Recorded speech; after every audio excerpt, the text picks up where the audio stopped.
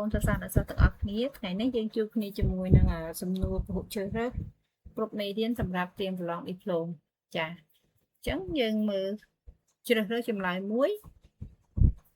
គត់នៅក្នុងល្បះខាងក្រោមឬក៏សំណួរខាងក្រោមនេះមួយតើធាតុណាមួយស្ថិតនៅក្នុងក្រុមទី2នៃតារាងខួបចាយើងមើលមានកាល់ស្យូម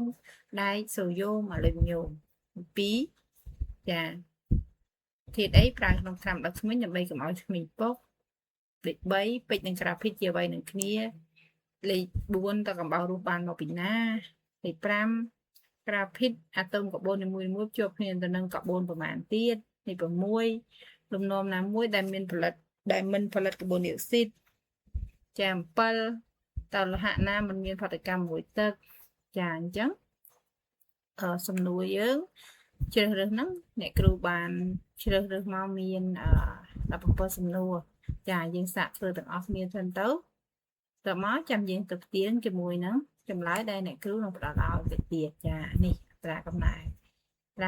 សម្រាប់សំណួរនេះចាយ៉ាងយើងមើលទាំងអស់គ្នាផ្ទៀងផ្ទាត់ចម្លើយដែលគ្រូបានធ្វើយ៉ាងលេខ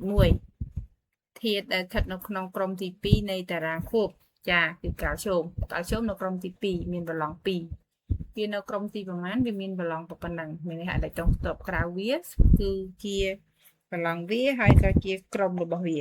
ចាហើយដែកស្ថិតនៅកណ្ដាលគឺក្រុមលោហៈឆ្លងសូដ្យូមនៅក្រុម1អាលុយមីញ៉ូមនៅក្រុមទី3ចាលេខ2តើគេដាក់សមាសធាតុអ្វីក្នុងថ្នាំដុសធ្មេញដើម្បីការពារធ្មេញពុកចាដើម្បីការពារកុំឲ្យធ្មេញពុកគឺគេប្រើសមាសធាតុដែលមានផ្លុយអចា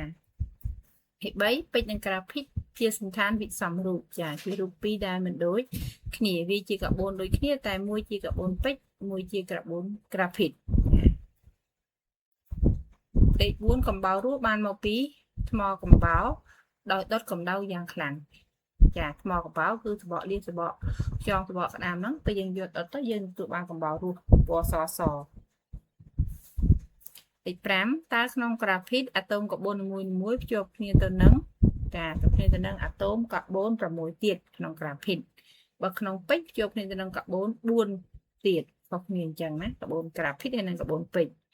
លេខ6តើលំនាំណាមួយដែលមិនផលិតកាបូនឌីអុកស៊ីតចាដង្ហើមគឺពេលយើងដកដង្ហើមមកជាកាបូនឌីអុកស៊ីតដែរអញ្ចឹងអត់យកទេចំហេះកាបូនឌីអុកស៊ីតចំហេះកាបូនក្នុងអុកស៊ីសែនចំហេះកាបូនទៅបានកាបូនឌីអុកស៊ីតទៀតដែរហើយឧស្សាហកម្មទង្វើកំបោររស់ពីថ្មកំបោរចាដិតបំបីថ្មកំបោរយើងបានកំបោររស់និងCO2ទៀតចាគឺលំនាំដែលមិនផលិតឧស្ម័នកាបូនឌីអុកស៊ីតគឺរស្មីសំយោគព្រោះរស្មីសំយោគគឺកាបូនឌីអុកស៊ីត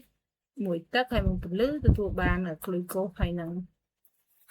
អុកស៊ីសែនវិញចានេះគឺសម្រាប់រុក្ខជាតិលំនាំរបស់រុក្ខជាតិធ្វើរស្មីសំយោគគឺមិនផលិតកាបូនឌីអុកស៊ីតទេ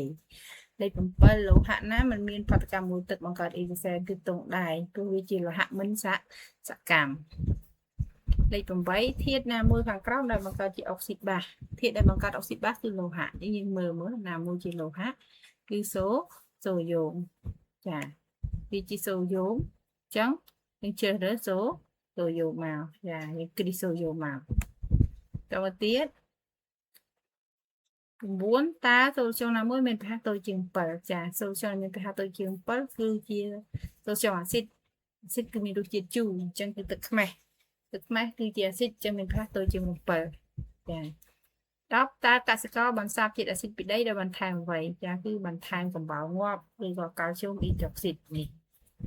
លេខ11តើសារធាតុណាមួយជាអំបិលគឺបង្កមកពីលោហៈនិងរ៉ាឌីកាល់អាស៊ីតអញ្ចឹងគឺគឺលោហៈស័ង្កសីជាមួយនឹងក្លបង្កើតបានជាស័ង្កសីក្លរស់តើទឹកកំបោរស្លាប្រើសម្រាប់ផ្ទៀងផ្ទាត់អង្គធាតុណាមួយចាទឹកកំបោរស្លាគឺប្រើសម្រាប់ផ្ទៀងផ្ទាត់អត្តសញ្ញាណឧស្ម័នកាបូនឌីអុកស៊ីតពេលឧស្ម័នកាបូនឌីអុកស៊ីតប៉ះជាមួយទឹកកំបោរស្លាវានឹងប្រែទៅជាល្អតើធាតុណាមួយស្ថិតក្នុងក្រុមមួយគឺធាតុដែលមានប្រឡងមួយមើលទៅគឺសូដ្យូមចាលេខ14តើគេត្រូវដាក់សមាសធាតុអ្វីក្នុងទឹកស្អាតដើម្បីសម្លាប់មេរោគគឺគេដាក់ខ្លចាខ្លដាក់ទៅសម្លាប់មេរោគក្នុងទឹកស្អាត15នៅក្នុងពេជ្រអាតូមកាបូនមួយភ្ជាប់គ្នាទៅនឹងអាតូមកាបូន4ទៀតចា4ទៀតនេះគឺសេខុសទេ4ទៀតភ្ជាប់ទៅនឹងកាបូន4ទៀត មិនមែន6ទៀតទេគឺ4ទៀតចាតើធាតុណាមួយខាងក្រោមដែលបង្កើតបានជាអុកស៊ីតអាស៊ីតចាគឺអលោហៈបង្កើតបានអុកស៊ីតអាស៊ីតហើយគឺស្ពាន់ធរហើយនឹងកាបូនមួយទៀតនេះមិនមែនកាបូនទេគឺកាល់ស្យូមនេះគឺសេកាល់ស្យូមតែច្រឡំដាក់កាបូនចាគឺកាល់ស្យូមគឺជាលោហៈសូដ្យូមក៏លោហៈអានេះអ៊ីដ្រុកស៊ីតចាអ៊ីដ្រុកស៊ីតគឺរ៉ាឌីកាល់អញ្ចឹងដើម្បីបង្កើតជាអុកស៊ីតអាស៊ីតគឺស្ពាន់ធរដែលជាអលោហៈចាតើសារធាតុណាមួយខាងក្រោមដែលបង្កើតបានជាអុកស៊ីតអំផូទែចាអុកស៊ីតអំផូទែគឺពួកអាលុយមីញ៉ូមគឺក្រុមលោហៈអាលុយមីញ៉ូមបេរីយ៉ូមសង្កសីហើយនិងសំណអាចបង្កើតជាអុកស៊ីតអំផូទែចាប៉ុណ្្នឹងឯងអញ្ចឹងយើងសាកធ្វើទាំងអស់គ្នាមក